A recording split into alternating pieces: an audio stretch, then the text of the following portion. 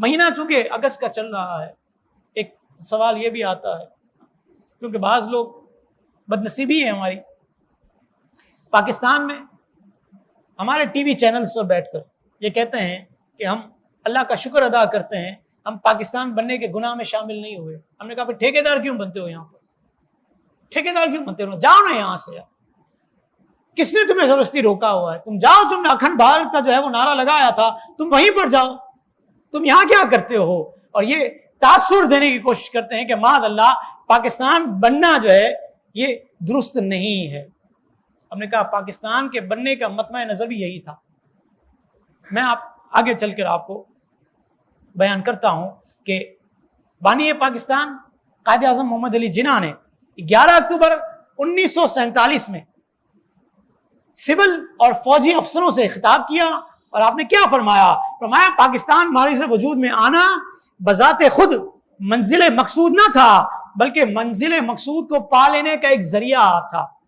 ہمارا مقصد یہ تھا کہ ہمیں ایک ایسی ریاست مل جائے جہاں ہم آزاد انسانوں کی مانند سانس لے سکیں، زندہ رہیں، جسے ہم نظریات اور اپنی ثقافت کے مطابق فروغ دیں، جہاں اسلامی اصولوں کے مطابق معاشرتی انصاف کا بول بالا ہو۔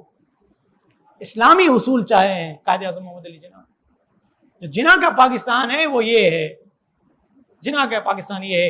ایک موقع پر قائد اعظم محمد علی جناح سے کسی نے پوچھا کہ آپ نے جو پاکستان بنایا اس میں اصول کون سے ہوں گے؟ تو قرآن اٹھا کر آپ نے کہا کہ میرے پاکستان میں قرآن کے اصول ہوں گے۔ یہ تھے بانی پاکستان۔ اور علامہ اقبال نے کیا کہا؟ علامہ اقبال فرماتے ہیں کہ آزادی سے ہمارا مقصد یہ نہیں کہ ہم آزاد ہو جائیں، بلکہ ہمارا اولین مقصد تو یہ ہے کہ ہم مسلمان طاقتور بن جائیں۔ اسلام کو طاقت دینا تھی، مسلمانوں کو طاقت دینا تھی، کیونکہ مسلمان ایسی حکومت کے قیام میں مددگار نہیں ہو سکتا جس کی بنیادی ہی ان اصولوں پر قائم ہو جس پر انگریز حکومت قائم ہے۔ یہ تو انگریزوں کے خلاف تھے، یہ تو انگریزوں کے خلاف تھے۔ پھر کہتے ہیں ایک باطل کو مٹا کر دوسرے باطل کو قائم کرنا چے معنی دارد، یعنی کیا مقصد ہے؟ فرماتے ہیں اگر آزادی ہند کا نتیجہ یہی ہو جیسا کہ دار کفر ہے ویسا ہی رہے یا اس سے بھی بدتر ہو جائے، تو مسلمان ایسی آزادی وطن پر 1000 مرتبہ لعنت بھیجتا ہے۔ ایسی آزادی میں لکھنا، بولنا، پیسہ صرف کرنا، لاٹھیاں کھانا، جیل جانا، گولی کا نشانہ بننا، سب کچھ حرام، قطعی حرام ہے۔ یہ تھے علامہ اقبال۔ ان دونوں بزرگوں کا مقصد یہی تھا کہ اسلام اور مسلمانوں کو ترقی ملے، عروج ملے۔ اسی بنیاد پر پاکستان بنا ہے۔ اور ہمارے بزرگ بیٹھے ہوئے یہاں پر 65 کی جنگ ہوئی ہے، 65 کی جنگ، یہ کس نے لڑی ہے؟ یہ مسلمانوں نے لڑی ہے۔ جی ہاں، 1965 میں پاکستان اور بھارت کے مابین ایک جنگ ہوئی ہے۔ روزنامہ جنگ 24 اکتوبر 1965 کے شمارے میں یہ بات شائع ہوئی، اور 8 دن پہلے کی بات تھی۔ 15 اکتوبر 1965 کا واقعہ 24 اکتوبر 1965 کے جنگ کے شمارے میں شائع ہوا۔ واقعہ کیا ہے؟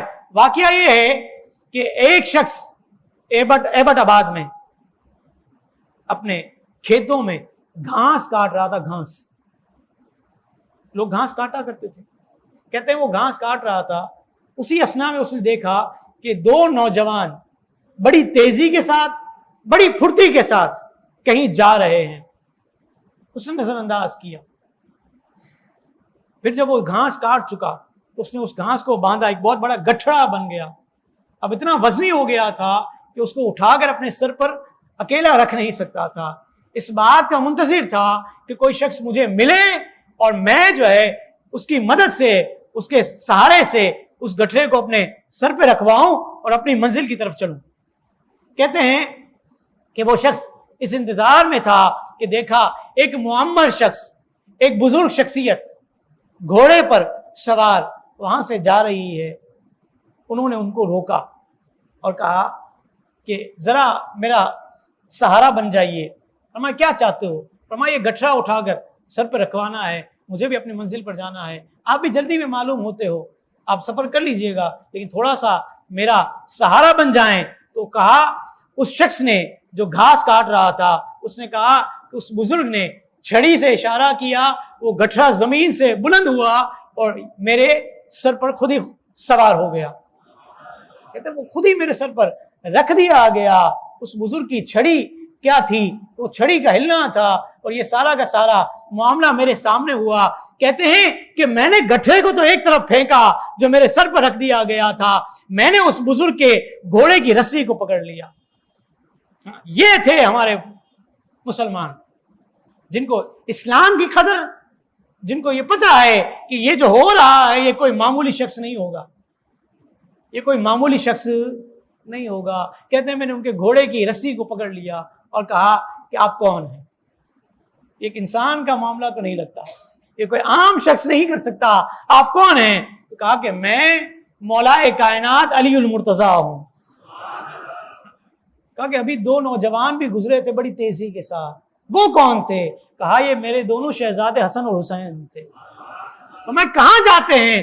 فرمایا ہم جو ہے اس لیے جا رہے ہیں کہ سیالکوٹ پر ہندوستان نے حملہ کرنا ہے, ہم مسلمانوں کی مدد کے لیے جا رہے ہیں.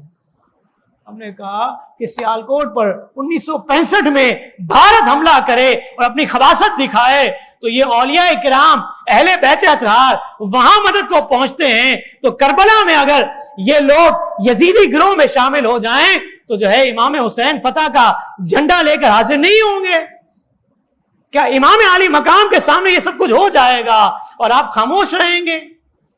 بلکہ امام جریر طبری کا وہ قول ہمارے لیے مشعل راہ بنتا ہے. اور کیا بنتا ہے؟ فرمایا انا احق, میں اس بات کا زیادہ حقدار ہوں کہ جب یزیدی گروہ سر اٹھائے گا تو امام حسین جو ہے اپنی اہل بیت والی طاقت جو ہے اس کا مظاہرہ کریں گے.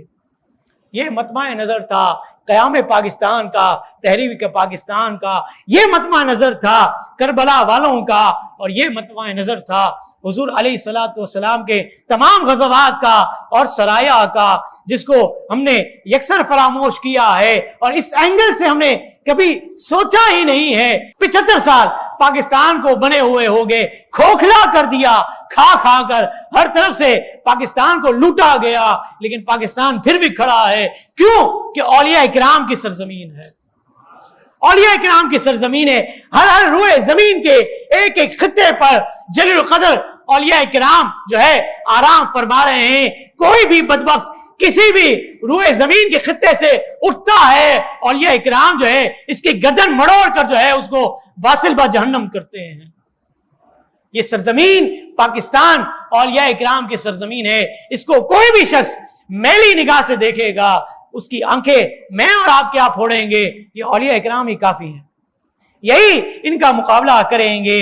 اللہ رب العالمین نے فرمایا ان الارض للہ, زمین اللہ کی لیے, یہ زمین اللہ کی ہے. یورثها من یشاء من عبادہ, اس زمین کا مالک کون ہے؟ فرمایا اللہ تعالیٰ کے بندے, جس کو اللہ تعالیٰ چاہے گا وہ اس سرزمین کے وارث ہیں. والعاقبۃ للمتقین, اور عاقبت تو پرہیزگاروں کے لیے ہے. مزید اسلامک اور معلوماتی ویڈیوز دیکھنے کے لیے لائک، شیئر اینڈ سبسکرائب کے بٹن کو پریس کرنا ہرگز نہ بھولیں.